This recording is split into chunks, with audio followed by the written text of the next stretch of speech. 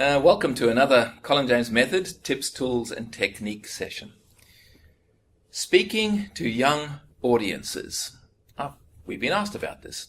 Now, since human beings have been knocking around this planet, each generation seems to criticize the generation that follows. Oh, what's wrong with these young people today? They don't seem to have the level of respect that we used to have.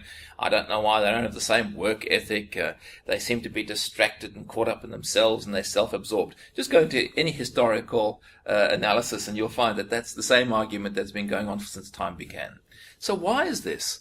What is it that people seem to have in their heads around this notion of connecting and communicating with young people as if it's something different than it has ever been?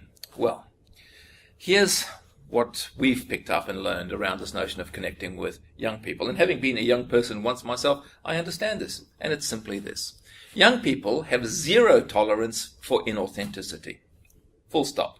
If you stand up there in a sort of contrived, overly formalized way, and you try and speak down to these young people as if you're trying to connect with them, well, that's it. They're gone. They look at you with a degree of subtle contempt, and when I say subtle, sometimes it's overt.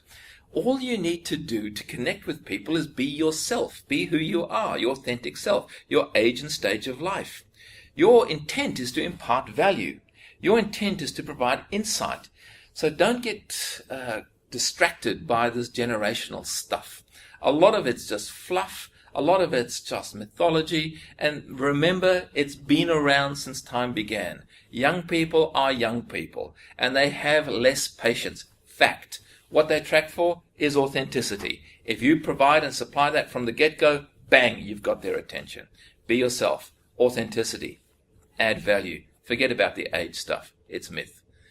Hold that technique. Use it. See you next time.